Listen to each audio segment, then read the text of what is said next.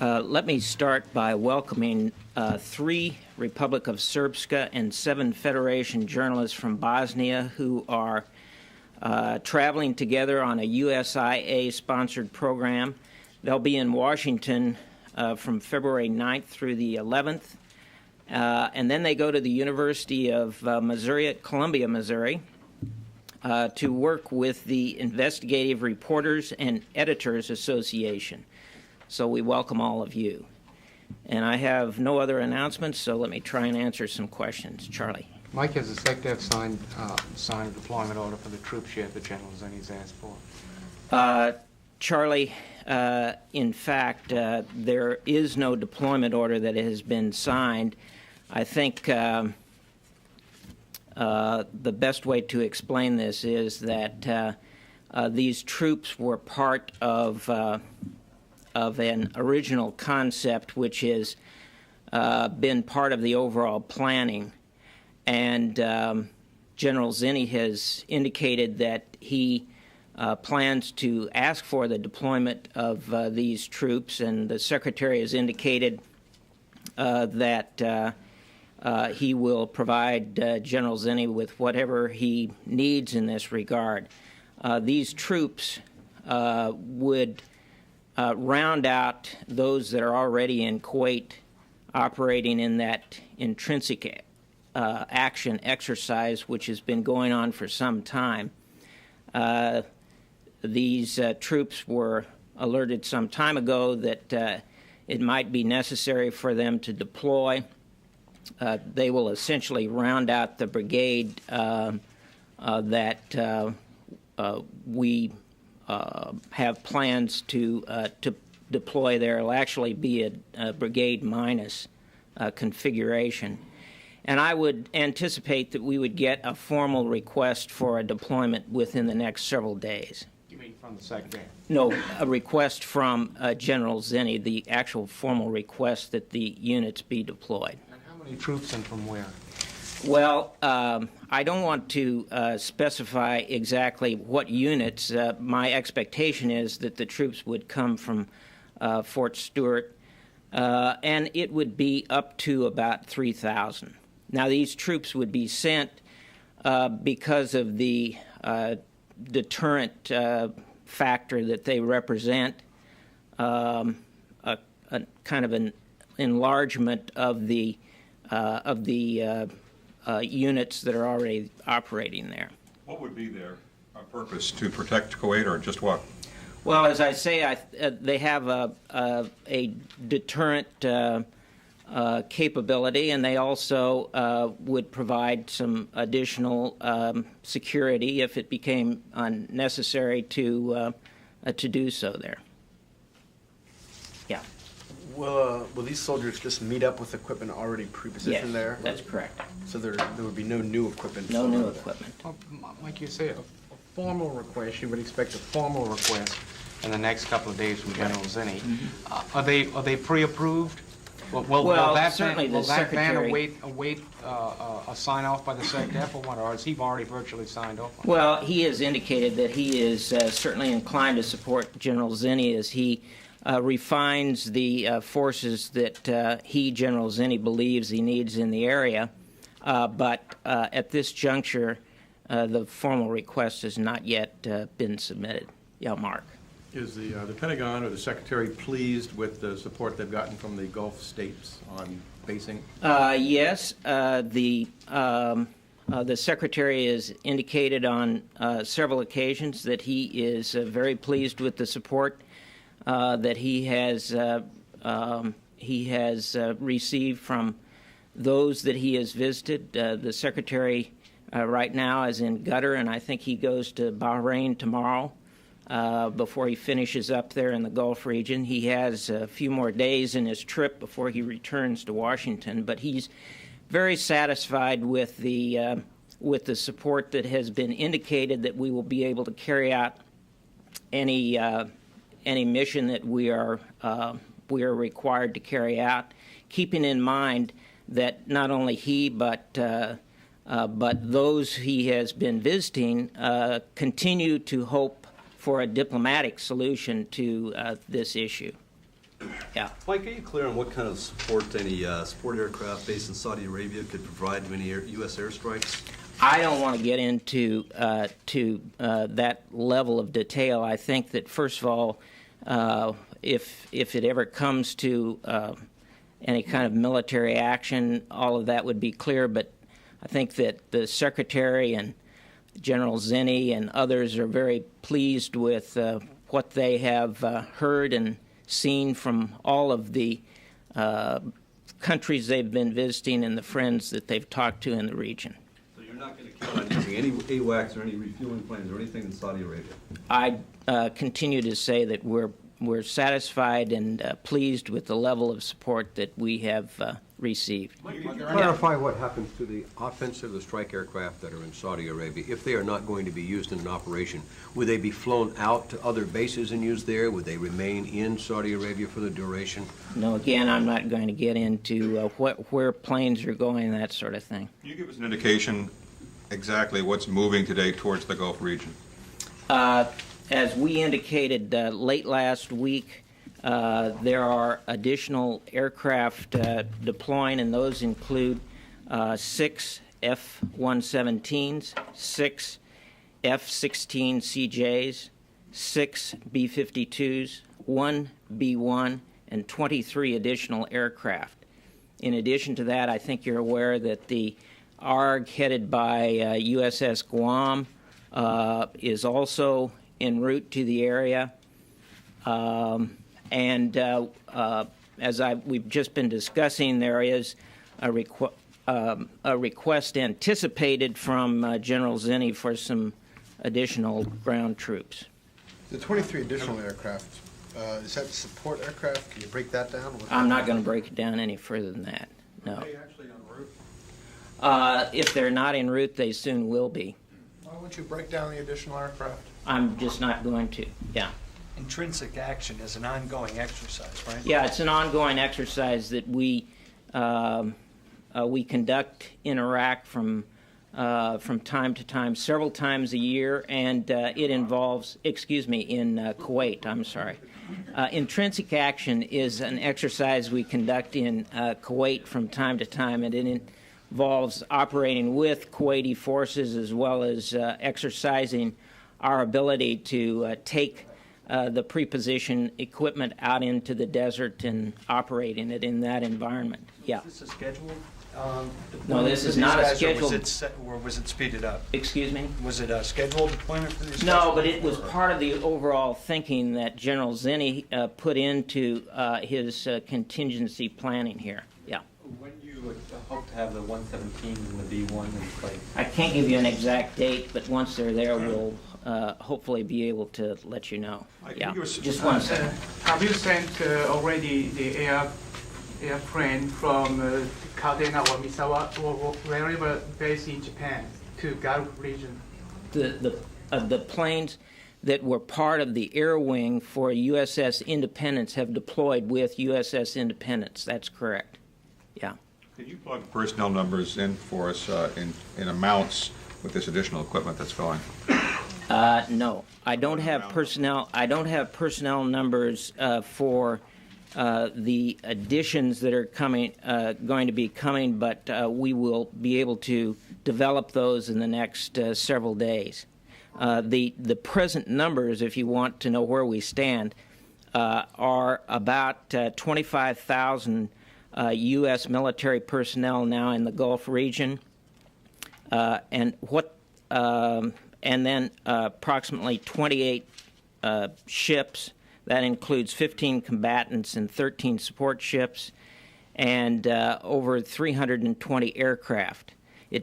These numbers that I've just given you do not reflect the Guam, do not reflect the Nimitz, which is still in the region but not in the Gulf area, and do not reflect the incoming aircraft that are deploying from the orders that were signed out last week. Can you tell us where those aircraft are going? Are they all going to Kuwait? I'm not going to give you specifics as to where they'll go, but I think many of you can probably extrapolate from where the others are. Yeah. Within approximately what time frame should everything be in theater? I would think over the next couple of weeks it will certainly be there, if not before. Mike, is this enough to do the job now, or are more aircraft going to be needed? I believe that General Zinni and the Secretary have both indicated that they are satisfied with the forces that we have in the region, and with those that are ordered into the region. But General Zinni continues to refine his plan, and that process may go on for some time. I want to stress, however, that despite these deployments, that we firmly believe that the best solution is the diplomatic solution in this situation. Yeah, Brian. Over the past few weeks, the Pentagon has been in various venues talking about this operation being more than a pinprick, a sustained operation. Does this increasing of the forces, does this mean that the operation will be larger than it was planned maybe 2 weeks ago? Longer? Stronger? I don't know that it means any of those things. I think that any time you have the potential for a military operation, the commander who is going to be in charge of the operation reviews his plans, refines the forces that he feels will be necessary, and requests additional forces as he sees fit. And that is what these deployments that we've seen in the last several days are a reflection of that process. Do you see any encouragement that strikes will not be necessary against Iraq? Well, do we see anything on the diplomatic front? I think that everybody remains hopeful that a diplomatic solution to this issue can be found, but our bottom line is unchanged in all of this, and that is that we feel that the best solution is for UNSCOM to be on the ground, and that the UNSCOM inspectors have unfettered access to the locations that they seek to inspect. Yeah. Captain, has the Olympics been a factor in your planning? Has there been any? I know there's been a lot of reporting on that, but if there is some action required as a result of action from Saddam Hussein, it will be independent of that factor. I just want to point out that the timing on all of this is as a result of actions taken by Saddam Hussein, and it is entirely coincidental that the Olympics are taking place now from our perspective. So that would not be considered. The Iraq situation will not be considered, or the Olympic situation will not be considered in terms of any timing. The one thing that I want to point out is, one, that we will be prepared to respond if there is a requirement from the National Command Authority to respond, but that external factors will not play a role in all of that. Yeah.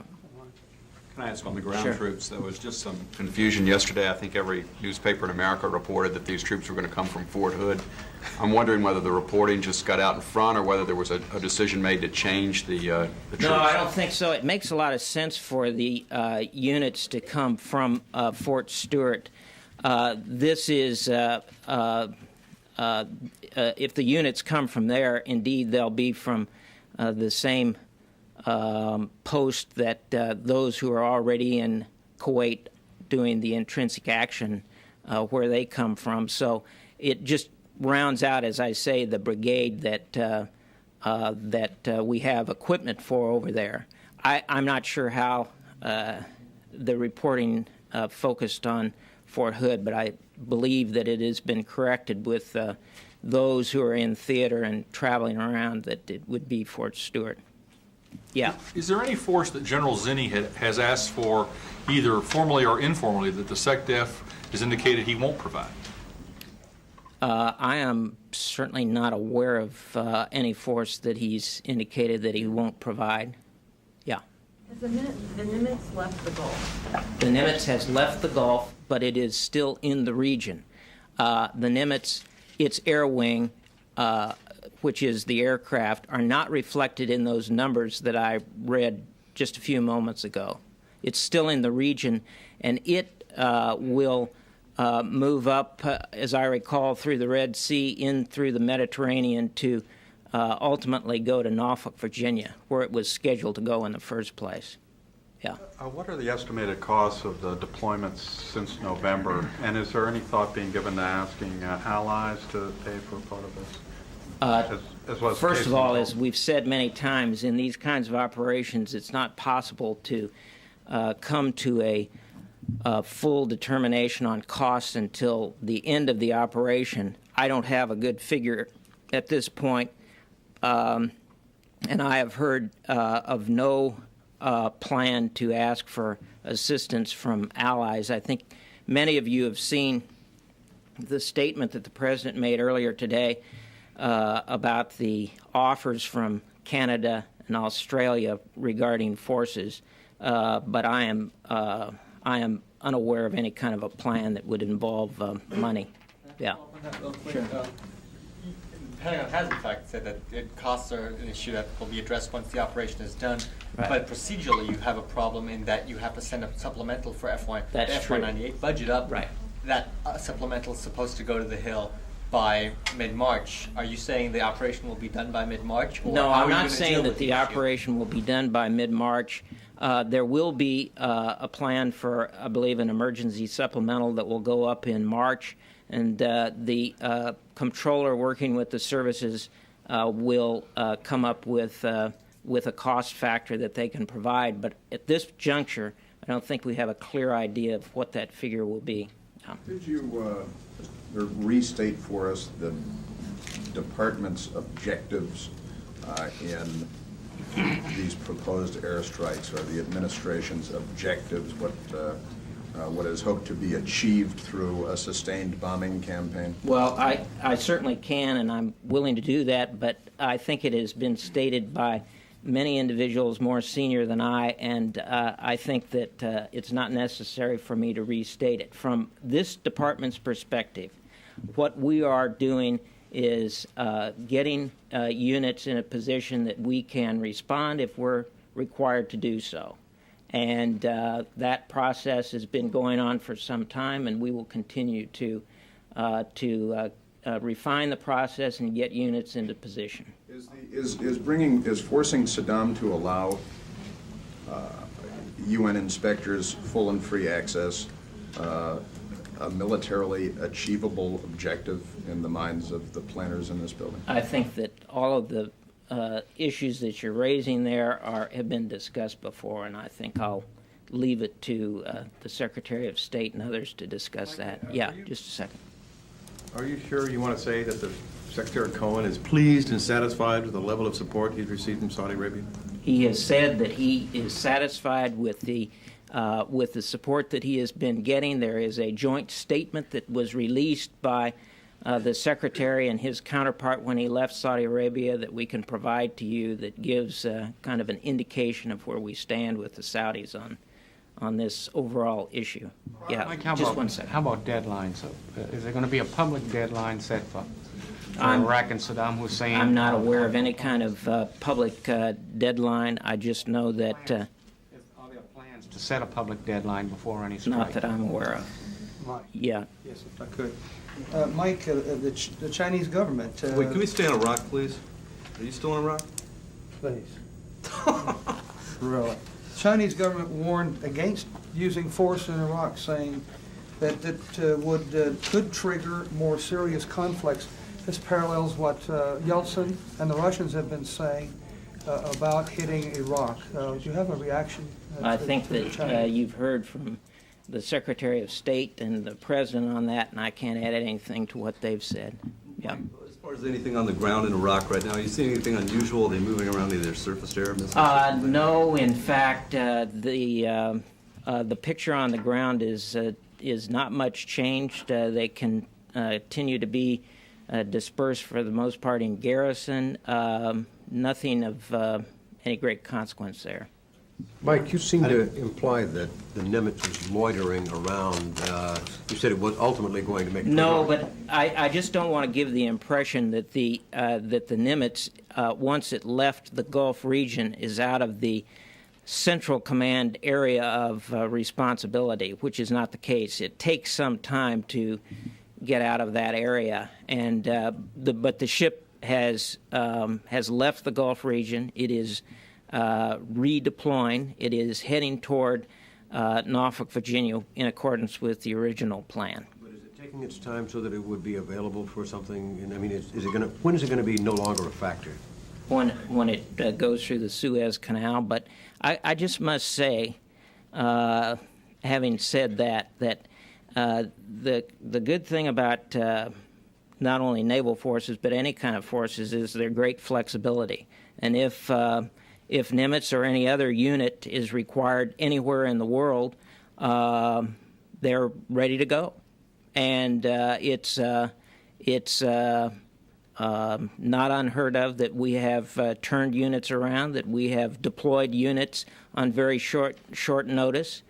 I think you saw an example of that this past weekend in San Diego when there was a unit that deployed a little bit early to ensure that we maintained a PERS tempo.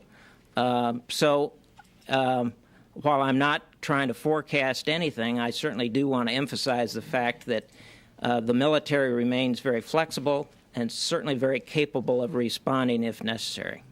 Mike, where exactly is the Tarawa group heading?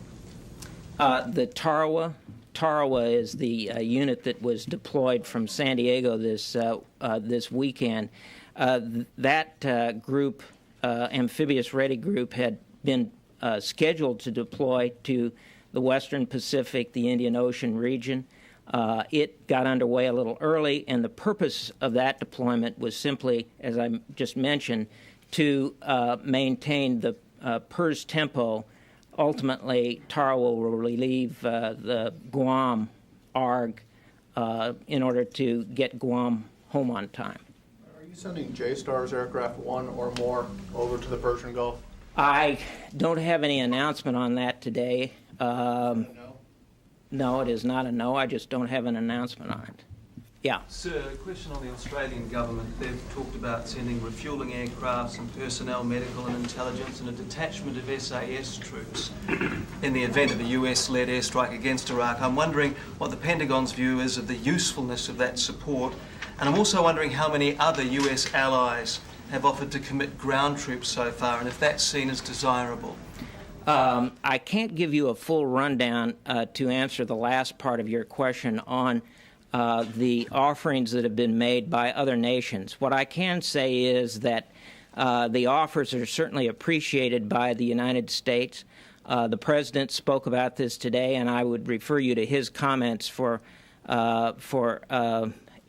his reaction to them. What I can tell you is that it will be up to General Zinni, the Commander-in-Chief, to review what he feels is necessary to ensure that any forces that are deployed can integrate fully with those that we have deployed to the area, and then to ensure that the any kind of joint operations, of combined operations, are carried out effectively.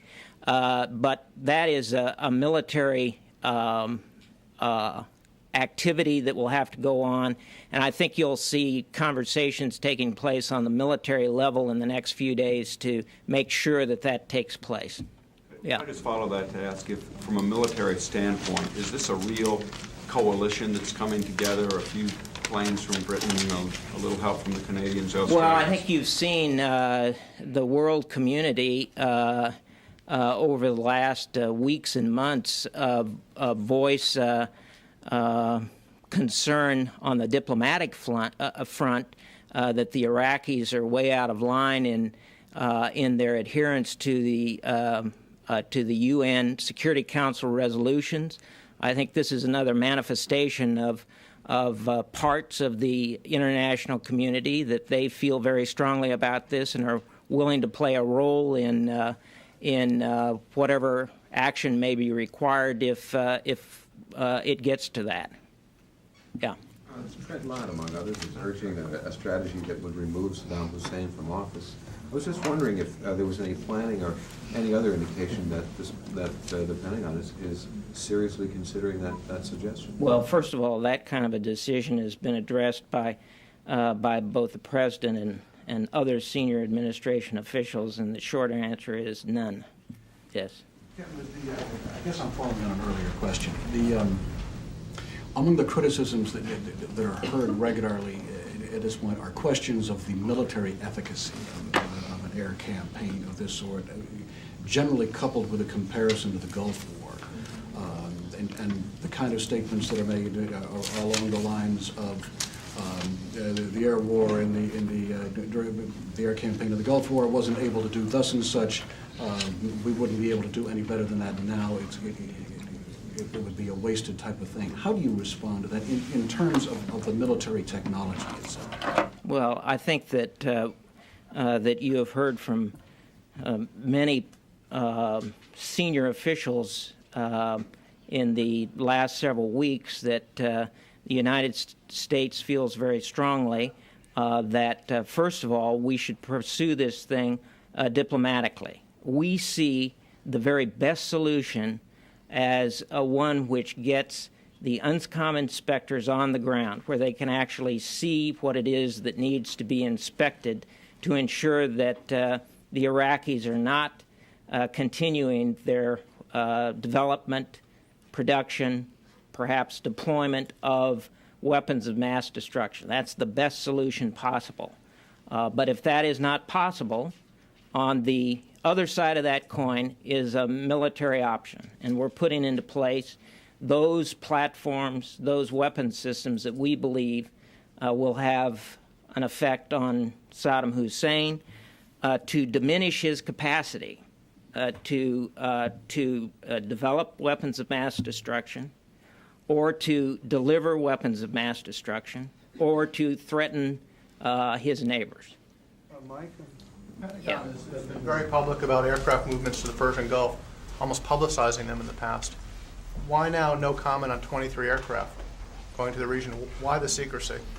Well, when we are in a position to delineate for you the additional aircraft that are going, we'll be glad to do that. But right now, I'm not prepared to do that.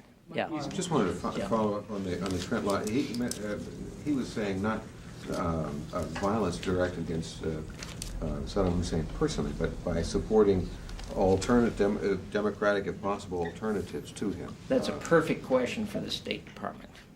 Yeah. In the Gulf War, Saddam launched scores of missile strikes against Israel. Is there any reason to believe that he would not use missiles possibly armed with weapons of mass destruction against Israel if he's provoked by strikes by the United States? And couldn't this lead to a wider conflict between Israel and I don't want to speculate on what it could lead to. Yeah. Can you talk about something different, a force structure announcement today coming from the Air Force? They're apparently going to cut about 950 jobs at Tinker outside Oklahoma City. I mean, why is the Air Force doing this when there's a buildup in the Gulf? I have not seen the Air Force announcement that was made today, but I think this is their annual adjustment, and my expectation is that it's in keeping with the force levels, the manpower levels that that they established for themselves over the FIDP. So I don't see this as anything unexpected. Yeah. Yeah, I'm just trying to get an idea of scale. In the Gulf, the military presence in the Gulf. Say compared to during the war, what is the presence now? Is it 2%, 10% of the forces present? Again, I'm just trying to get. Well, I think people who are historians, they probably look through that. I haven't looked through it. I can tell you what we've got, but I can't give you a percentage based on what there was there during the Gulf War. We may be able to come up with some figures, but I don't have it off the top of my head. Okay, and are we finished with Iraq? For our affiliate, Yeah. there are Special Forces aircraft leaving Holbrook in Florida. What will be the purpose of those Special Forces deployments? What will they do in the Persian Gulf region if called? Well, I don't have a delineation of exactly what they will be doing, but my guess is that they will be involved in search and rescue, that kind of thing. Okay, yeah. Can you give us an idea how much longer Linda Tripp, who makes $88,000 a year, will remain working out of her home? And second part to that scenario, can you tell us whether or not any computers that were used by either Ms. Lewinsky or Ms. Tripp were taken out of this building by investigators for further examination? To answer the second part of your question first, I would refer you to the independent counsel for a list of any materials provided by this building in response to the subpoena that we talked about some time ago. Now, with regard to Linda Tripp, she remains an employee with the Office of the Assistant Secretary of Defense for Public Affairs. She is working with her supervisor's permission at home under a program called the Flexi Place, and that allows her to work by telephone and by computer. She is, as we've said before, in charge of a project called JCOC, and the process of putting together the program for this year is ongoing. Can you give me an example of any other public affairs worker who in the past has been granted a similar provision for employment? To my knowledge, there are no other public affairs people who have been placed on the Flexi Place program. There are other individuals working in the Pentagon who from time to time have been put in this kind of a work arrangement. Is there a work arrangement going to be like this indefinitely, or is there a time? I can't forecast for you how long this will go on. Her job does entail meeting face-to-face with people in the building. It doesn't seem like she should be able to do this forever. There may be requirements for her to meet face-to-face with people in the building, and we'll have to address that when we get to that point. Is she putting in a full productive work? That's the requirement. Put in When a is she putting full, it in, though? full productive work day. That's the requirement. To my knowledge, it is. Describe her as being in good standing with the Pentagon? All I say is that she is an employee of OASDPA, and that's what she was yesterday, and she remains that today. JCOC? It calls for the Joint Civilian Orientation Conference, and it is a program which takes individuals who have no experience with the military or whose experience with the military was long ago, and exposes them to the services, military services, and the operations that we do on an everyday basis. It's a program that these individuals are, for the most part, influentials, and they essentially are exposed to the servicemen and women who serve in the armed forces, to some of the leadership, and as I say, to some of the operations and equipment that we have in today's armed forces. What's the budget for that program? I don't think it's very large, because the individuals actually pay for all of the costs except for perhaps transportation. Thank you. Mike, would you take that question that she asked and see if you all can look up some kind of, if it's possible, to look up some kind of comparison? Some comparison. Look up some kind of comparison, perhaps at the height of the Gulf War, you know, how many, say, 20 hours.